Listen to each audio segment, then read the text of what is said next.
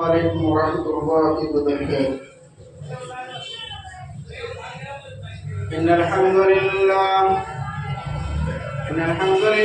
نحمده ونستعينه ونستغفره ونعوذ بالله من شرور أنفسنا ومن سيئات أعمالنا. من يهده الله فلا مضل له ومن يضلله فلا هادي له.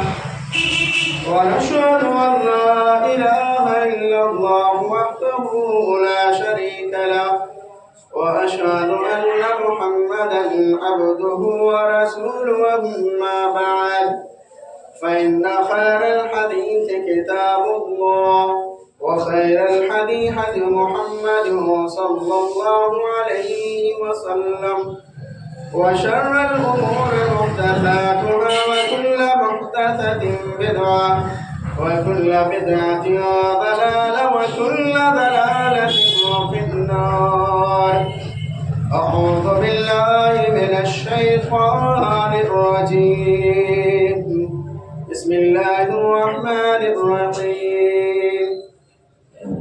يا أيها الناس اتقوا ربكم الذي خلقكم من نفس واحدة وخلق منها زوجها وبث منهما رجالا كثيرا ونساء واتقوا الله الذي تساءلون به والأرحام إن الله كان عليكم رقيبا. يا أيها الذين آمنوا اتقوا الله حق تقاته ولا تموتن إلا وأنتم مسلمون. يا أيها الذين آمنوا اتقوا الله وقولوا قولا سديدا يصلح لكم أعمالكم ويغفر لكم ذنوبكم ومن يطع الله ورسوله فقد فاز فوزا عظيما. وقال الله تعالى في موضع آخر: لعنة الله على اليهود والنصارى اتخذوا قبور أنبيائهم مساجدا. حاضرین جمعہ،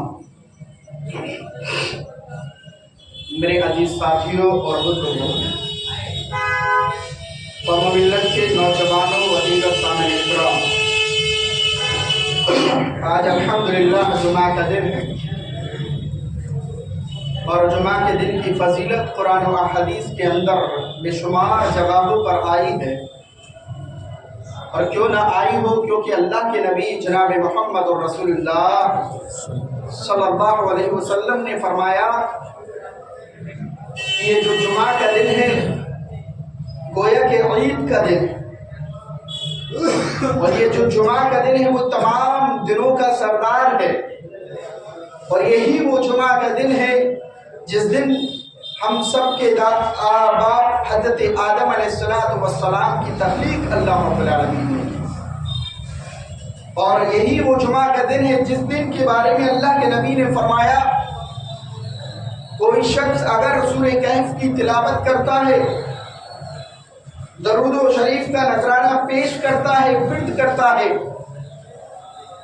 اور اچھے طریقے سے غسل کرتا ہے، اچھا لباس پہنتا ہے، خوشبو لگاتا ہے، مسواک کرتا ہے، تو اللہ کے نبی جناب محمد رسول اللہ صلی اللہ علیہ وسلم نے فرمایا اللہ رب العالمین اس کے ایک جمعہ سے لے کر دوسرے جمعہ تک کے صغیرہ گناہوں کو معاف کر دیتا ہے. اور یہی وہ جمعہ کا دن ہے. اللہ کے نبی نے فرمایا کہ جو بندہ اللہ رب العالمین سے جائز دعا طلب کرتا ہے تو اللہ رب العالمین اس کی دعا کو قبولیت کا شرط رکھتا ہے، رد نہیں کرتا. شرط یہ کہ وہ جو دعا ہو وہ جائز ہو، اللہ رب العالمین قبول کرے.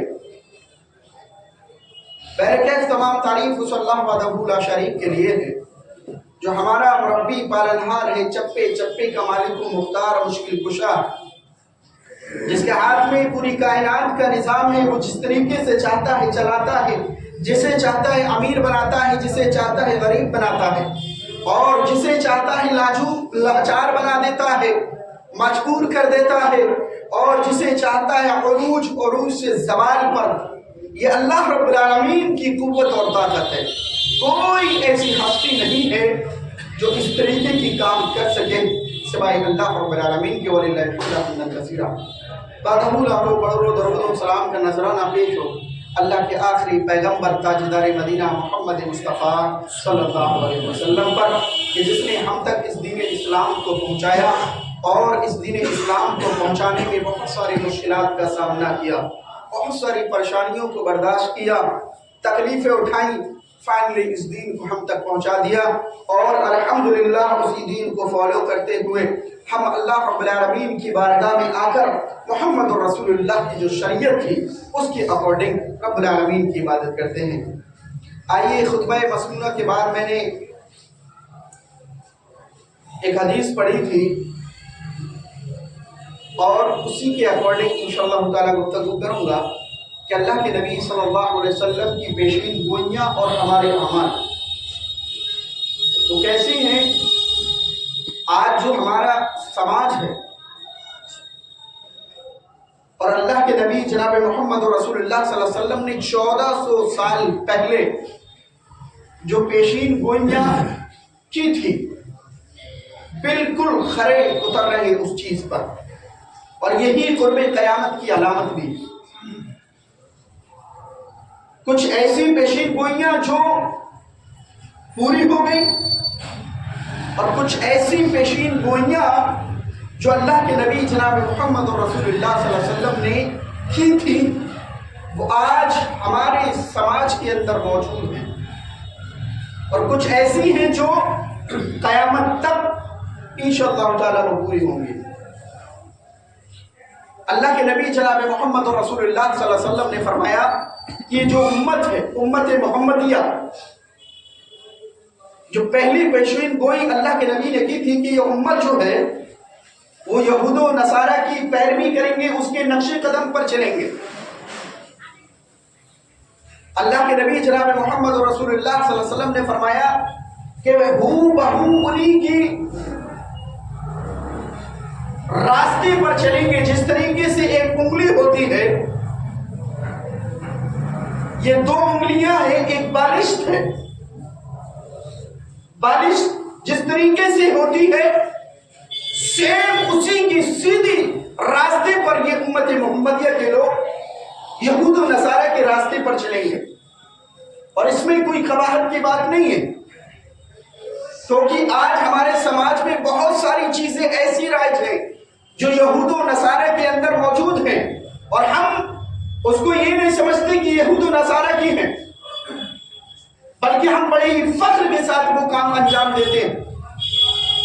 آپ چاہیں بال کی کٹنگ سے لے کر دیکھیں، پہناوا کو لے کر دیکھیں، چاہے وہ شادی بیاہ کا معاملہ ہو، چاہے وہ ڈریس کا معاملہ ہو، کسی بھی چیز کا معاملہ ہو، ان تمام کی تمام چیزوں میں کہیں نہ کہیں یہود و نصارہ کی پیروی ہو۔ اس لیے اللہ کے نبی جناب محمد رسول اللہ صلی اللہ علیہ وسلم نے فرمایا، راوی حدیث حضرت سعید رضی اللہ تعالی عنہ بیان کرتے ہیں، لا تتبعن سنن من قبلكم شبر بشبر وذرعا بذرع، فرمایا اللہ کے نبی جناب محمد رسول اللہ صلی اللہ علیہ وسلم نے ضرور بھی ضرور تم لوگ تم سے پہلے والے لوگوں کی پیروی کرو گے، فرمایا اس طریقے سے پیروی کرو گے کہ اگر ایک بل ہے اس بل کے اندر یہود و نصارہ داخل ہوتے ہیں، آپ بھی اس کے پیچھے سے اس بل کے اندر داخل ہو جائیں گے۔ فرمایا اللہ کے نبی صلی اللہ علیہ وسلم نے، لوگوں نے سوال کیا اللہ کے رسول، قلنا یا رسول اللہ الیہود والنصارى، کہ لوگوں کی پیروی کریں گے۔ آپ نے کہا کہ آپ جو لوگ ہیں، تم سے پہلے والے جو لوگ ہیں ان کی پیروی کریں گے۔ تو صحابہ نے کہا کس معاملات میں پیروی کریں گے، کون سے معاملات ہوں گے، کیا وہ یہود و نصارہ ہوں گے؟ تو اللہ کے نبی نے فرمایا ہاں کون؟ یہی ہے. فرمایا پہلی چیز وہ ہوں گے جس طریقے سے یہود و نصارہ نے اپنی قبروں کو یعنی انبیاء کی قبروں کو انہوں نے سجدے کی جگہ بنا دیا تھا، یعنی وہاں وہ عبادت کرتے تھے. اس لیے اللہ کے رسول صلی اللہ علیہ وسلم مرض الموت میں مبتلا تھے تو آپ نے فرمایا آخری وقت ہے آپ کا، لعنت اللہ علی الیہود والنصارى اتخذوا قبور انبیائہم مساجدا. اللہ کے نبی جناب محمد رسول اللہ صلی اللہ علیہ وسلم نے فرمایا لعنت ہو یہود و نصارہ پر جنہوں نے اپنی انبیاء کی قبروں کو مسجد کا بنا لیا، یعنی سجدے کی جگہ بنا لیا. ایسے لوگوں پر اللہ کی لعنت ہو.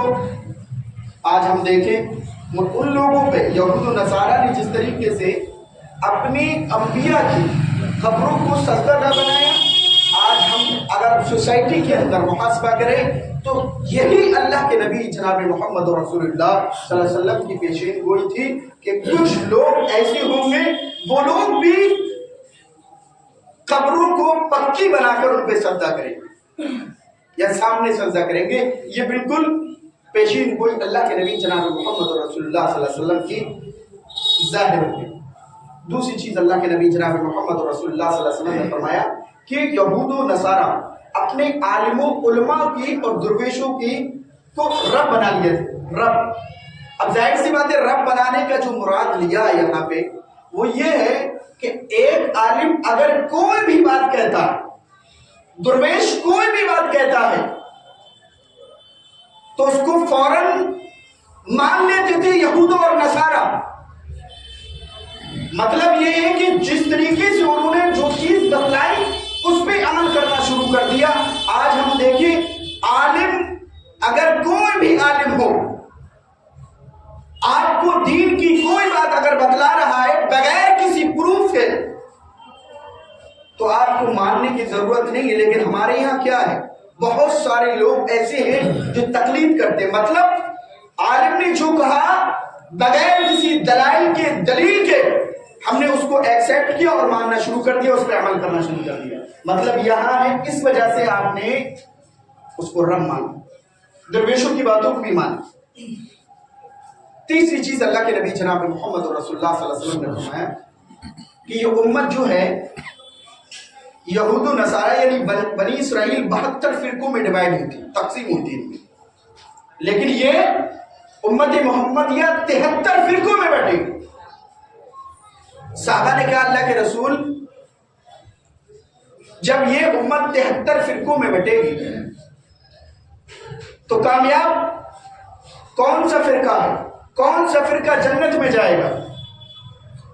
اللہ کے نبی نے فرمایا کہ 73 فرقوں میں جب بٹے گی تو 72 فرقے جہنمی ہوں گے، ایک فرقہ جو ہوگا وہ جنتی ہوگا. اللہ کے نبی جناب محمد رسول اللہ صلی اللہ علیہ وسلم سے سوال کیا گیا، صحابہ اکرام نے سوال کیا کون سا فرقہ ہے؟ کہا وہ سنت والجماعت یعنی کہ ناجح، جو میرے اور میرے صحابہ کے نقش قدم پر چلے گا وہ جنت میں جائے گا. باقی جتنے بھی فرقے ہیں 72 فرقے ٹوٹل کی ٹوٹل جہنم میں داخل ہوں. اب ظاہر سی بات ہے کہ جو انسان اللہ کے نبی جناب محمد رسول اللہ صلی اللہ علیہ وسلم اور صحابہ اکرام کے راستے کی پیروی کرے گا وہ جنت میں جائے گا، اور جو دیگر لوگوں کی پیروی کرے گا تو وہ جہنم میں داخل. یہ اللہ کے نبی جناب محمد رسول اللہ صلی اللہ علیہ وسلم اور اللہ کے نبی جناب محمد رسول اللہ صلی اللہ علیہ وسلم نے فرمایا اس امت کے اندر بغض و حسد، کینہ کپٹ عام ہو جائے گا. یہ دوسری پیشین گوئی اللہ کے نبی جناب محمد رسول اللہ صلی اللہ علیہ وسلم نے کی. اللہ کے نبی جناب محمد رسول اللہ صلی اللہ علیہ وسلم نے فرمایا یصیب امتی داء الامم فقالوا یا رسول اللہ وما داء الامم قال الشر والبطر والتكاثر والتنافس في الدنيا والتباغض والتحاسد حتى يكون الغنى. اللہ کے نبی جناب محمد رسول اللہ صلی اللہ علیہ وسلم نے فرمایا अनकरीब ये उम्मत दारुल उमम में मुब्तला हो जाएंगे। साहबा ने सवाल किया, अल्लाह के रसूल वमा दारुल उमम, अल्लाह के रसूल दारुल उमम क्या है? अल्लाह के नबी जनाब मोहम्मद और रसूलुल्लाह सल्लल्लाहु अलैहि वसल्लम ने फरमाया, क़ाला अश्शिरु वल बक्र, फरमाया ये उम्मत, ये दारुल उमम ये कि एक दूसरे से ये फख्र और तकब्बुर करने में सबसे आगे हो जाएंगे, इसमें मुब्तला होंगे। हम देखें, मुहासबा करें, एक दूसरे से फख्र करने में, चाहे वो कोई भी मामला, तकब्बुर करने में एक दूसरे से आगे बढ़ेगी ये उम्मत। और अल्लाह के नबी जनाब मोहम्मद और रसूलुल्लाह सल्लल्लाहु अलैहि वसल्लम ने फरमाया, वत्तकासुर, यानी माल की ज्यादा हासिल करने में एक दूसरे से आगे बढ़ेंगे, यही इस चीज में ये उम्मत मोहम्मदिया मुब्तला हो जाएगी। आज हम समाज में देखें, आज हम सोसाइटी में देखें, हम एक दूसरे को पहचानने के लिए हम वक्त तैयार रहते हैं, चाहे वो मालो किसी तरीके का हासिल हो, कैसे आए, लेकिन आना चाहिए, हमें एक दूसरे से बढ़ना चाहिए। वो माल चाहे जायज हो चाहे नाजायज हो, हराम हो या हलाल हो, हम एक दूसरे से आगे बढ़ने की कोशिश करेंगे। और अल्लाह के नबी जनाब मोहम्मद रसूलुल्लाह सल्लल्लाहु अलैहि वसल्लम ने फरमाया, और इस दुनिया में दुनिया से ज्यादा मोहब्बत करने में मुब्तला हो जाएंगे। फरमाया, वत्तबागुज़ु वत्तहासदु हत्ता यकूनुल ग़िना, अल्लाह के नबी ने फरमाया, और ये उम्मत मुब्तला हो जाएगी कीना कपट करने में, वो जो हसद इनके अंदर कूट के मर जाएगा। हत्ता यकूनुल ग़िना, नौबत यहाँ तक के आ जाएगी कि वो एक दूसरे पे जुल्म करने के लिए तैयार हो जाएंगे। ये अल्लाह के नबी जनाब मोहम्मद रसूलुल्लाह सल्लल्लाहु अलैहि वसल्लम ने पेशीन गोई। क्या करेंगे? दुनिया के अंदर मुलव्विस हो जाएंगे, मौत को भूल जाएंगे, बुग़्ज़ और हसद उनके अंदर कूट के भर जाएगा। नौबत यहाँ तक के आएगी कि वो एक दूसरे पर जुल्म करेंगे, पता नहीं चलेगा। आज हम देखें, खुद मुहासबा करें, यही मामला है हमारे अंदर कीना कपट है, सामने हम बड़े ही ऐसा लगता है सच्चे पक्के मुसलमान, हमारा मामला ऐसे ही। ये अल्लाह के नबी जनाब मोहम्मद रसूलुल्लाह सल्लल्लाहु अलैहि वसल्लम ने पेशीन गोई की थी। आज हूबहू वही चीज हमारे दरमियान राइज हो गई। तीसरी चीज अल्लाह के नबी जनाब मोहम्मद रसूलुल्लाह सल्लल्लाहु अलैहि वसल्लम ने फरमाया, ये उम्मत ए मुसलमान के हालात बिगड़ जाएंगे, लोग इनके ऊपर टूट पड़ेंगे। ये पेशीन गोई की थी। कैसे टूटेंगे? साहबा ने सवाल किया, अल्लाह के रसूल किस तरीके से? कहा, जिस तरीके से एक इंसान दस्तरखान में खाने के लिए जब बैठता है तो उस पर टूट पड़ता है, भेड़िया बकरी को देखकर टूट पड़ता है, इसी तरीके से इस उम्मत मोहम्मदिया के लोगों के ऊपर दूसरे लोग टूट पड़ेंगे। पूछा अल्लाह के रसूल, क्या ये उम्मत कम होगी तादाद में? तो अल्लाह के रसूल ने फरमाया, कम नहीं होगी, ये कसीर तादाद में होगी। इनकी जो तादाद होगी बहुत ज्यादा होगी, लेकिन फिर भी लोग इनके ऊपर टूट पड़ेंगे। कहा, वजह क्या है अल्लाह के रसूल? अल्लाह के नबी जनाब मोहम्मद रसूलुल्लाह सल्लल्लाहु अलैहि वसल्लम ने फरमाया कि इन लोगों के अंदर वजह जो होगी टूटने की, यानी लोग इन पर जो टूटेंगे, दुनिया से मोहब्बत, माल से मोहब्बत और मौत से नफरत होगी। इसी वजह से लोग इनके ऊपर टूट पड़ेंगे। आज हम देखें, हमें आखिरत की फिक्र नहीं है, मौत से हमें खौफ नहीं है, इंसान का पता नहीं 2 सेकंड में खत्म हो जा रहा है, लेकिन हमें क्या है, दुनिया के अंदर हमें कहीं से भी कोई माल आना चाहिए।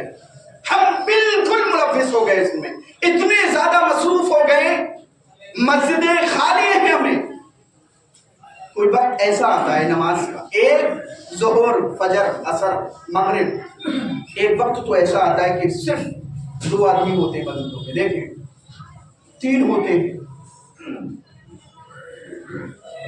ये हम दुनिया के अंदर इतने ज्यादा मसरूफ हो गए कि मस्जिदें वीरान कर दी हैं हमने,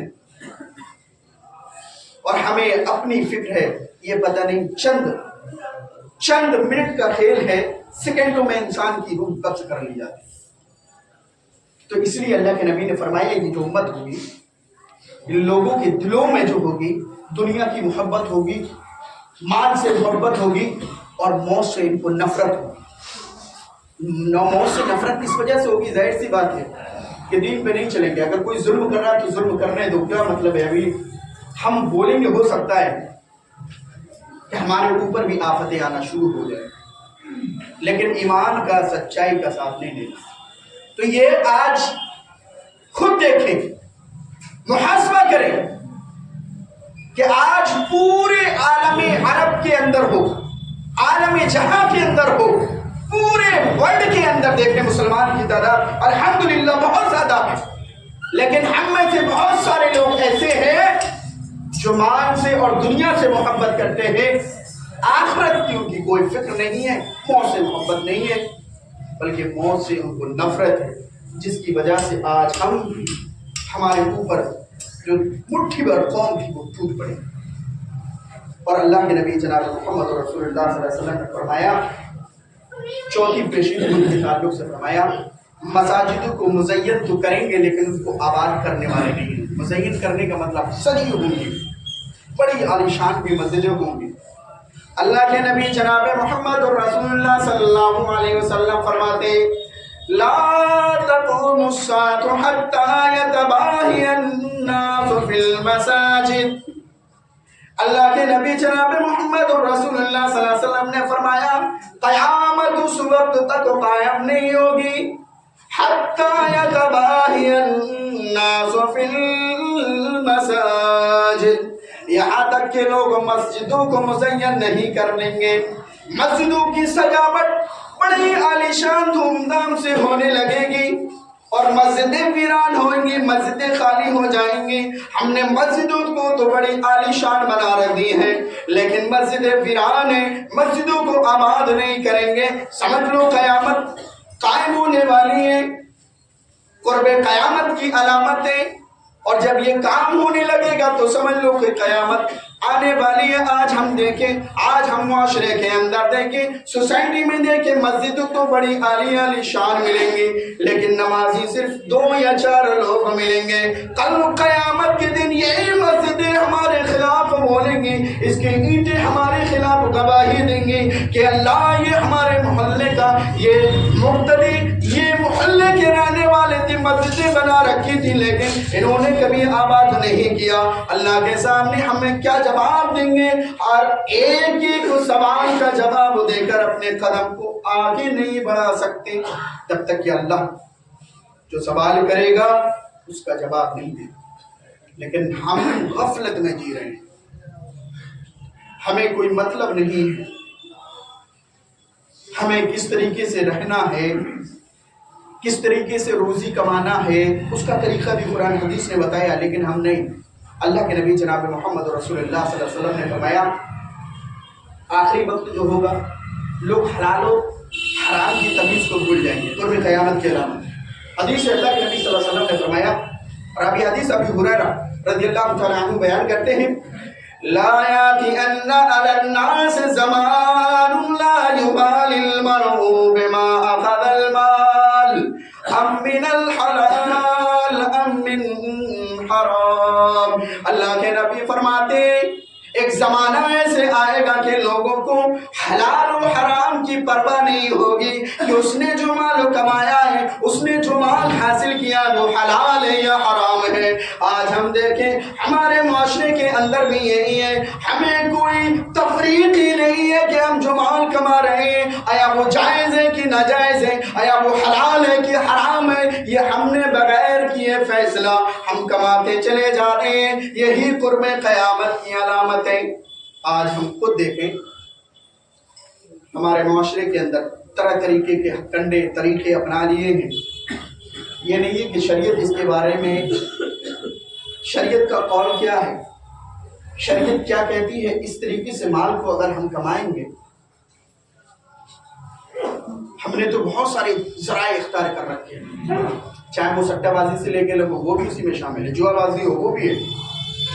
آج ہم چھوٹا بچہ ہوتا ہے، اس کی پیدائش ہوئی، 1 سال کے بعد یا 2 سال کے بعد ایک چیز چلی ہے یوجنا، بچے کے نام سے کچھ پیسے جمع کرتے ہیں، 18 سال کے بعد نکالتے ہیں، وہ لاکھوں میں تبدیل ہوتا ہے، یوجنا چلی ہوئی ہے۔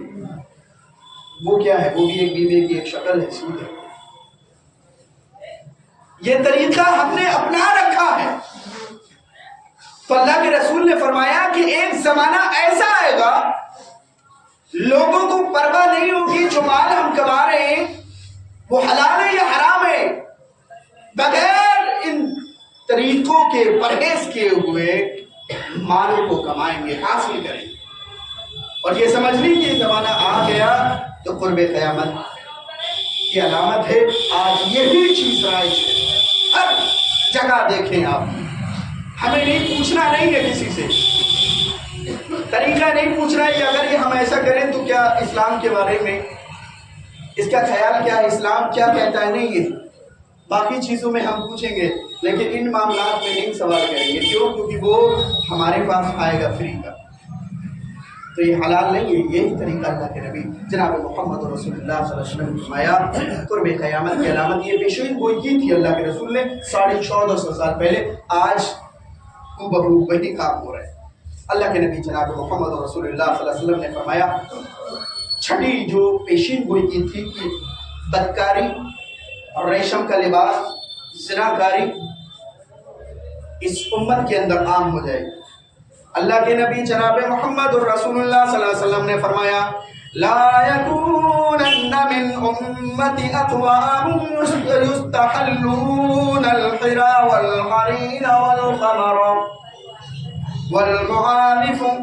اللہ کے نبی جناب محمد رسول اللہ صلی اللہ علیہ وسلم نے فرمایا میری امت کے کچھ لوگ ایسے ہوں گے، ان قریب ضرور بے ضرور ایسے لوگ ہوں گے، نون ثقیلہ کا صیغہ جب آتا ہے تو ضرور بے ضرور کا معنی دیتا ہے، لیکونن ضرور بے ضرور، ان قریب ضرور بے ضرور اس امت کے کچھ لوگ ایسے ہوں گے جو زنا کو، ریشم کے لباس کو، شراب کو اور موسیقی کو حلال قرار دیں گے۔ آج ہم دیکھیں بہت سارے لوگ مسلمانوں میں سے بھی ریشم کا لباس بڑے دھلے کے ساتھ پہنتے ہیں، ریشم کا لباس پہنو حرام ہے، بہت سارے لوگ پہنتے ہیں، حرام ہے۔ زناکاری بہت سارے لوگ کرتے ہیں، زناکاری کے بہت ساری ذرائع بنا رکھے ہیں، انسان کہے گا خالی زنا ایک دوسری چیز، اس میں سے بھی بہت ساری قسمیں نکلتی ہے۔ ایک یہ ہے کہ آج اگر کوئی شخص طلاق دے دیتا ہے مثال کے طور پہ، کیونکہ طریقے الگ ہیں، شریعت کا طریقہ ہمیں اپنانا چاہیے۔ بہت سارے لوگ غصہ میں یا کسی اور ریزن کی وجہ سے ایک بار میں 3 طلاق کھڑا کر دے دیتا، طلاق طلاق طلاق۔ اب جو طلاق جن لوگوں کی 3 طلاق رائج اس کی طلاق ہو گئی، لیکن شریعت اس چیز کی اجازت نہیں دی، اور شریعت میں یہ نہیں ہے 3 ایک بار میں دے دی ہو جائیں گے، لیکن ہم میں سے بہت سارے لوگ 3 بار ایک دم طلاق دے دی اور وہ طلاق ہو گئی۔ اب اس کے بعد جو اس کے اوپر جو نشہ چڑھا ہوا تھا جس کی وجہ سے اس نے طلاق طلاق بولی، جب اترتا ہے تو سوچتا رہی یہ کیا ہو گیا، اب رجوع کرنا چاہے کیونکہ طلاق ہو گئی اس کے نزدیک، تب رجوع نہیں کرے گا۔ رجوع کب کرے گا؟ جب اس کی شادی کسی اور سے ہو اور پھر وہ طلاق دے گا، اس کے بعد اپنائے گا۔ طریقہ یہ ہے، لیکن ہوتا کیا کہ ہمارے یہاں بھی بہت سارے سینٹر کھلے ہوئے حلال ہے۔ وہ حلالہ سینٹر کیا ہوتے ہیں؟ ایک دن کے لیے نکاح ہوگا اور اس کے بعد جس سے ایک دن کے لیے نکاح ہوا ہے وہ طلاق دے گا، اس کے بعد وہ اس کے ساتھ نکاح کرے گا۔ یہ کیا ہے؟ شریعت کا یہ مذاق ہے، یہ ایک زنا کا اڈا ہے۔ زنا خالی وہ نہیں ہے کہ چلتے پھرتے گھومتے اور دوسری طریقے سے، یہ بھی ایک ذرائع، یہ نکال لیا، یہ غلط ہے، یہ حرام ہے، شریعت اس چیز کی اجازت نہیں دیتی۔ تو ہمیں پوچھنا ہے، غور کرنا ہے کہ شریعت اس چیز کی اجازت دیتی ہے کہ نہیں دیتی ہے، کہ شریعت میں یہ ہے کہ نہیں ہے۔ یہ ہمارے سماج کے اندر ہر جگہ موجود ہوگا، لیکن اسلام اس چیز کی اجازت نہیں دیتا، اور طلاق کا بھی طریقہ بتا دے گی۔ حالت طہر کے اندر جب موجود ہوگی اسی کے شریک حیات، اب طلاق اگر دے تو پھر حالت طہر پاکیزگی کی حالت میں ہوگی، اس کے بعد ایک طلاق دے گا 1 مہینے میں. اور ایسا نہیں ہے کہ وہ دوسری جگہ اور وہ دوسری جگہ تو طلاق ہو جائے، اس کے ساتھ رہنا پڑے گا، پھر دوسرا مہینہ ہوگا پھر طلاق دے گا، اس کے ساتھ ہی رہنا ہو سکتا ہے. اس میں شریعت اسلامیہ نے حکمت پیدا کی ہے کہ ظاہر سی بات ہے ایک ساتھ اگر رہیں گے ہو سکتا ہے محبت دوبارہ سے جاگ جائے اور رجوع کر لیں، لیکن ہمارے یہاں کانسیپٹ کچھ الگ. تو یہ طریقہ غلط ہے، یہ حلال. اللہ کے نبی نے فرمائی ایک وقت آئے گا بہت سارے لوگ اس چیز کو حلال قرار دیں گے، وہی وقت ہے قرب قیامت کی علامت ہے. آخری بات بتا کے اپنی بات کو ختم کروں کیونکہ وقت ہو گیا ہے. کل مسکر حرام، کل مسکر خمر و کل مسکر حرام. یہ کیا ہے؟ ہر نشاور چیز حرام ہے، ہر نشاور چیز شراب ہے، اور ہر شراب نشاور چیز حرام ہے. اب کیا ہے، بہت سارے لوگ خمر مطلب شراب کا لیتے ہیں. خمر مینس شراب. تو شراب جو ویکتی ہے وہ پینا ہی حرام نہیں ہے، بلکہ ہر وہ چیز جس کے اندر نشہ ہو وہ شراب ہے. ہر وہ چیز جس کے اندر نشہ وہ شراب ہے، کیونکہ شراب پینے کے بعد انسان کا سنتلن خراب ہو جاتا ہے، اس کا دماغی حالات ٹھیک نہیں رہتے.